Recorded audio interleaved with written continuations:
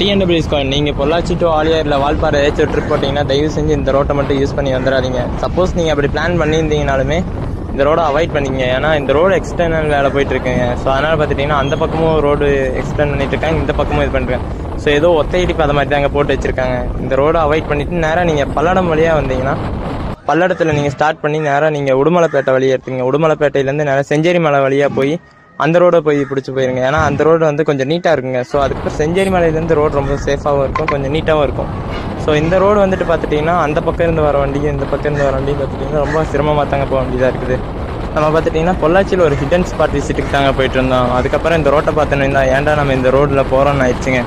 So நம்ம ஃபஸ்ட்டே இந்த ரோடு இந்த மாதிரி இருக்குன்னு தெரிஞ்சதான் நம்மளும் செஞ்சேரி மலை வழியாகவே போயிருப்பேங்க. ஸோ நாம் பட்ட கஷ்டத்தை வேறு யாரும் பற்றக்கூடாது. நீங்கள் முடிஞ்ச அளவுக்கு ஒரு 10 கிலோமீட்டர் தாங்க சுற்றி வர மாதிரி இருக்கும். ஸோ அதுக்கு பார்த்துட்டு இப்படி வந்துடாதீங்க.